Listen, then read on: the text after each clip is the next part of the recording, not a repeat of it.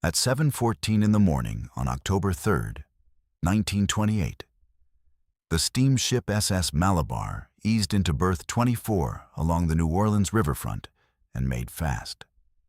She had come downriver from Memphis with 4,000 bales of compressed Delta cotton in her holds, each bale weighing approximately 490 pounds, each one bound in jute bagging and iron ties, each one destined for the textile mills of Lancashire, England. By 8 o'clock, the longshoremen were on the pier apron. The port of New Orleans was, at that moment, the largest cotton export facility in the world. More than half of all American cotton moving into international trade passed through New Orleans. The Mississippi River gathered the crop from 1,000 miles of Delta bottomland. Mississippi, Alabama, Arkansas, Tennessee, Louisiana, and carried it south on riverboats and rail lines to the warehouses and compress houses that lined Chupatula Street and the lower levee. From the compress, bales moved to the pier. From the pier, bales moved into shipholds. From the shipholds, cotton moved to the mills of England, France, and Germany, where it was spun, woven, and cut into the fabric that clothed the industrial world. The men who performed this work, the longshoremen and the screwmen, had developed a system of loading that was physically exact and organizationally precise. It had no machines. It had no conveyors. It had only cargo booms, rope slings, wooden decking, and the coordinated effort of men who had spent their lives learning the weight and behavior of a 500-pound cotton bale. They loaded the Malabar in 3 days. The cotton export operation at New Orleans was not a single transaction. It was a supply chain that ran from the Delta field to the English mill and back, organized by a hierarchy of workers, brokers, factors, and shipping agents, whose individual roles were as defined as any assembly line. Before we go further, if this kind of story matters to you, consider subscribing to the channel.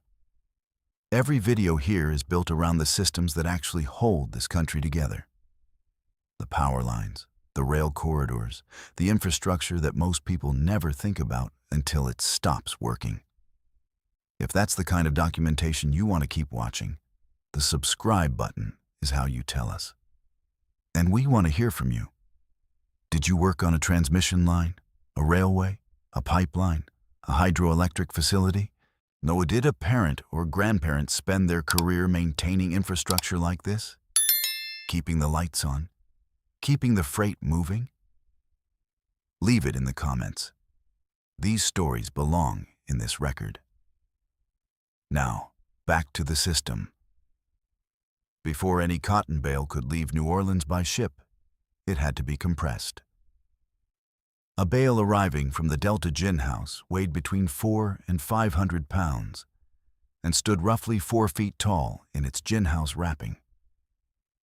At that density, a ship's hold could absorb only so many bales before the available space ran out.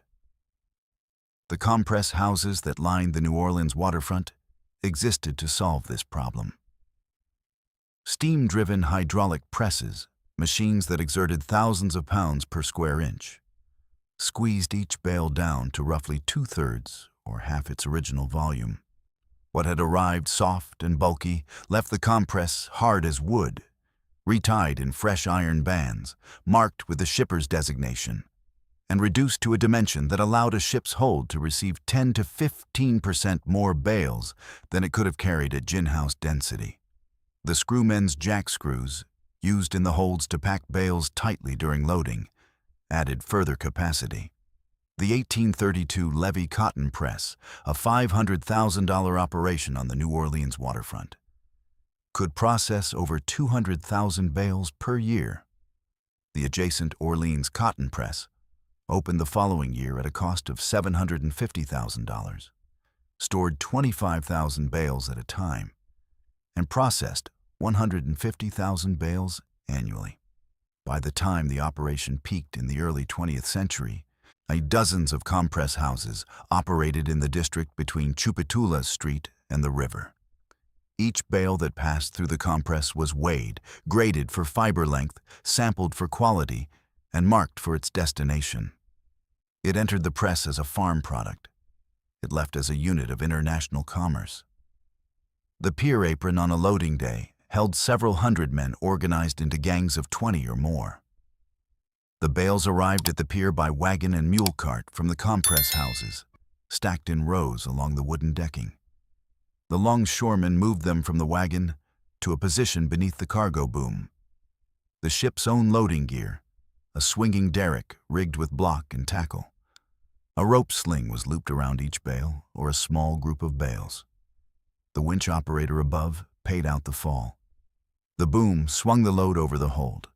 The winch operator lowered it down. In the hold, the screwmen were waiting. The screwmen were the specialists of the New Orleans cotton trade, the men whose physical skills set the value of every bale loaded into a ship.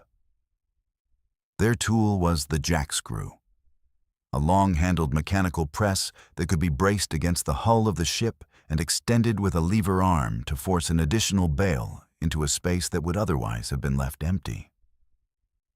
A good gang of screwmen could increase a ship's bale capacity by 10 to 15% over what could have been achieved by simple stacking. On a ship carrying 6,000 bales, 15% was 900 additional bales. 900 bales at 490 pounds each was over 200 tons of additional cargo. That the difference between a gang that knew how to screw cotton and one that didn't was measurable in thousands of dollars per voyage. A steamship carrying 6,000 bales of cotton and 4,000 sacks of cottonseed could have its entire cargo handled in as few as 11 hours when the gangs were working. 11 hours. 4,000 tons of cargo. By hand. The men who loaded cotton in New Orleans came from a workforce divided by race, organized by union, and bound together by the practical necessity of the work. By the turn of the 20th century, the New Orleans waterfront was served by a complex hierarchy of specialized labor. The longshoremen who moved bales on the pier, the screwmen who stowed them in the holds, the draymen who hauled them from the compress houses, the weighers and classers who graded them, the roustabouts who handled them aboard the river vessels. Each trade had its own union. Each union had its own contract. Black and white workers operated in parallel organizations under a negotiated arrangement known as the 50-50 rule. Equal shares of work assigned to black and white gangs. It was not equality. It was a managed accommodation built on mutual economic interest.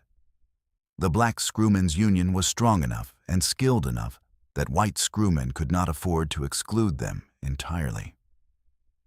The white screwmen's union was entrenched enough that black workers could not displace them.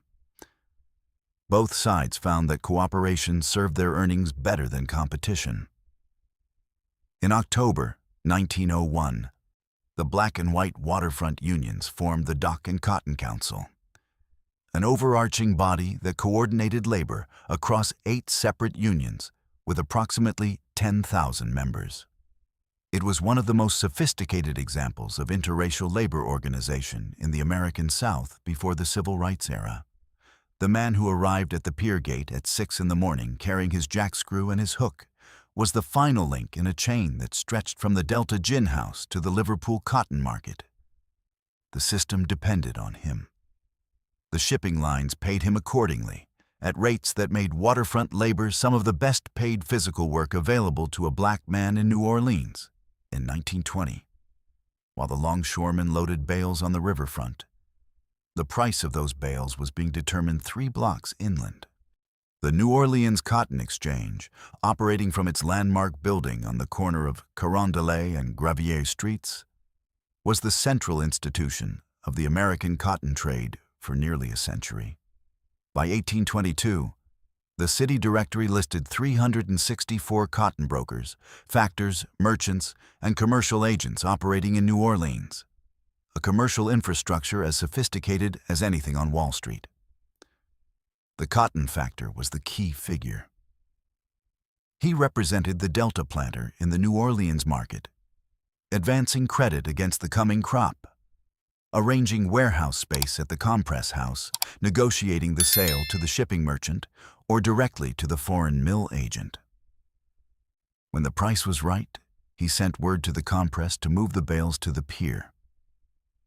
When it was not, the bales sat in the warehouse at carrying cost until the market shifted. Cotton futures, contracts for delivery of standardized grades of cotton at specified future dates, traded on the exchange floor in a continuous auction of open outcry.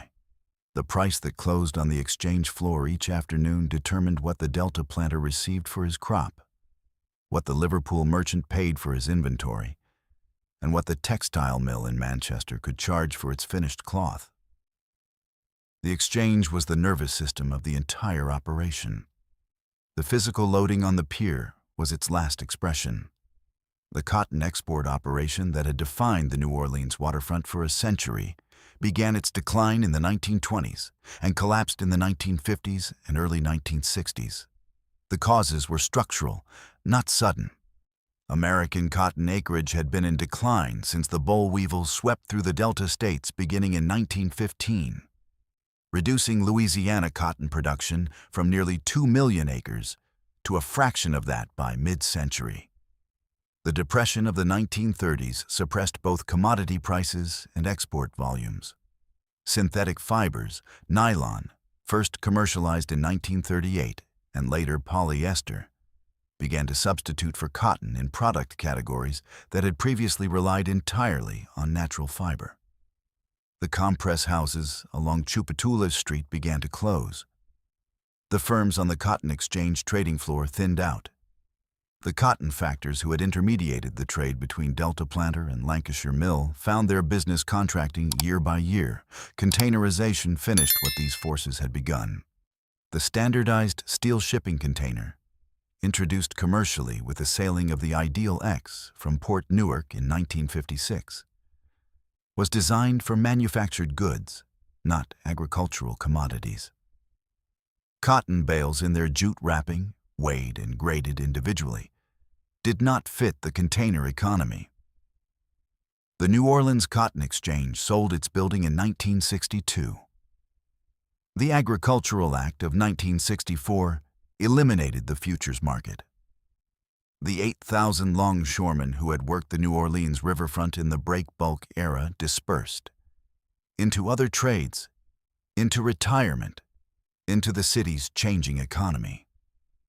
By the late 1960s, where 10,000 bales had once waited on the levee on a typical morning, the riverfront was quiet.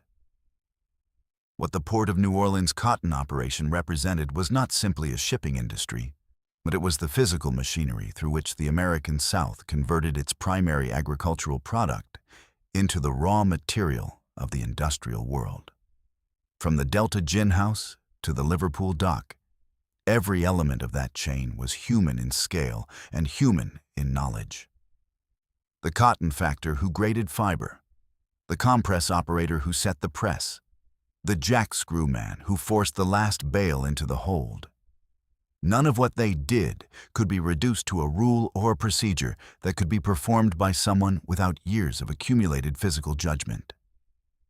The system moved approximately half of all American cotton exports for most of the first half of the 20th century. It sustained 8,000 longshoremen on the New Orleans waterfront at its peak. It supported the Dock and Cotton Council, one of the most sophisticated interracial labor organizations in the pre-civil rights American South. It provided the physical infrastructure through which the cotton exchange translated a continental crop into a global commodity price. Containerization did not simply replace a method of cargo handling. It replaced an entire form of economic organization: the specialized labor hierarchy, the compress district, the factor network, the futures exchange, the ship loading gangs, all of them connected to the particular physical reality of an unwrapped cotton bale moved by human hands. The bale weighed 490 pounds. A man loaded it by sling. A ship carried it across the Atlantic. None of it was efficient by any later standard. All of it was exactly as efficient as it needed to be, for the time and the place and the commodity it served. If this story gave you a clearer picture of what holds these systems together and what it takes when they come under pressure, subscribe to the channel. There are more corridors, more grids, more operations, and more decisions still to document. And if you have a connection to this kind of work, a relative who spent decades in a control room, a parent who worked a rail yard or a generating station, someone who was there when a system like this was tested, tell us in the comments.